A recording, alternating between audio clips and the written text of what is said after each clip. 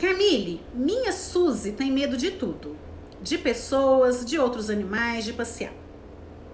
A veterinária prescreveu ansiolíticos porque ela sofre muito com essa insegurança. Deve sofrer mesmo, tadinha da Suzy. Mas fico receosa dos efeitos colaterais. Qual a sua opinião a esse respeito? Então, eu não conheço o histórico da Suzy, né? Eu não sei o que já aconteceu na vidinha dela. Mas existem cães que eles têm predisposição aumentada a ter medo mesmo, né? Lembra que eu já contei que quando o pai ou a mãe eles são medrosos, eles alteram a expressão dos seus genes. E aí, quando vai cruzar lá, né, óvulo com espermatozoide, eles já geram um filhote que tem predisposição a ter medo também. Se esse cachorrinho já tem uma predisposição exacerbada ao medo, e aí ele passa por desafios muito intensos na sua vida, ele pode começar a consolidar esse medo dele e a generalizar o medo. Então ele começa com medo de um cachorro, e aí depois ele começa a ter medo de todos os cachorros, depois ele começa a ter medo de homem, depois ele começa a ter medo de todas as pessoas, depois ele começa a ter medo da rua, depois ele começa a ter medo de sair de casa. Isso vai sendo, o medo vai se tornando generalizado, tá? E existem outras situações ainda, no caso de cães que sofreram muito abuso, como por exemplo, sabe esses casos que a gente vê aí da Luísa Mel, né? Aqueles cachorros que viveram durante muitos anos em péssimas condições.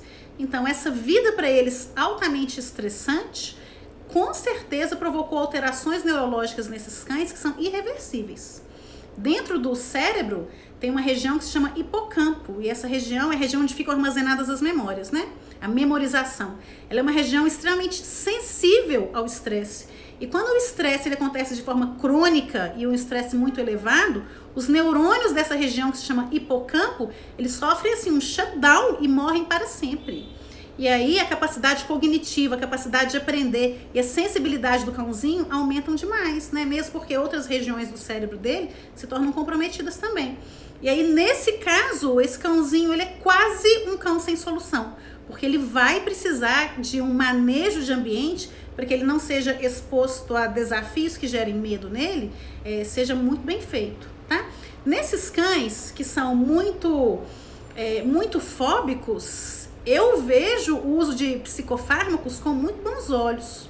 Aliás, a neurociência que eu milito, ela acredita que nenhuma alteração comportamental ou nenhuma doença mental, nenhuma doença psíquica, ela acontece do nada. Não, tá? As doenças psíquicas, elas têm uma causa. E muitas vezes a causa pode ser os desafios ambientais que esse indivíduo está sofrendo. Muitas vezes, quando a gente remove o desafio, a gente resolve a questão psíquica. Agora, naqueles casos que são mais refratários e que a gente sabe que o uso de psicofármacos pode acelerar a reabilitação do cãozinho, utilizar psicofármaco é extremamente não só desejável, não, mas como necessário, inclusive por empatia ao cãozinho, né? Eu vejo muitas pessoas resistentes aos psicofármacos para os cães, mas elas não pensam que o cãozinho está lá sofrendo de ansiedade, de depressão, de variações frequentes de humor.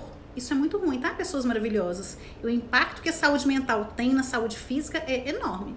Então, se a gente tem um cãozinho com questões comportamentais e a resolução do problema dele vai ser acelerada com o uso de psicofármacos, não hesitem em usar, tá? Vai ser bom para ele. Não significa que ele vai precisar usar psicofármaco o resto da vida, não.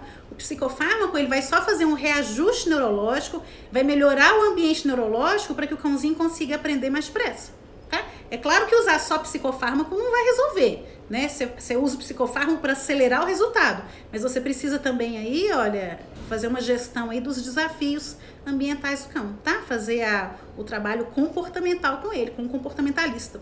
Eu sou uma comportamentalista, eu trabalho com isso. E muitos cães que passam por mim, né, eu indico o veterinário comportamental para a gente poder trabalhar juntinho.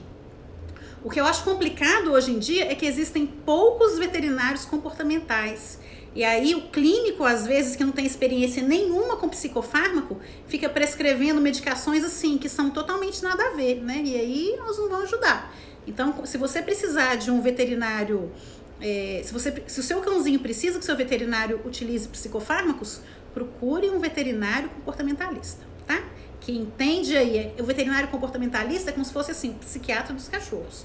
E da mesma forma que existe a psiquiatria para humanos, porque humanos têm doenças psíquicas, cachorro também tem, tá? Tá cheio de cachorro aí com depressão. Gente, depressão em cães é tão negligenciada, porque um dos sintomas da depressão é o cachorro dormir demais.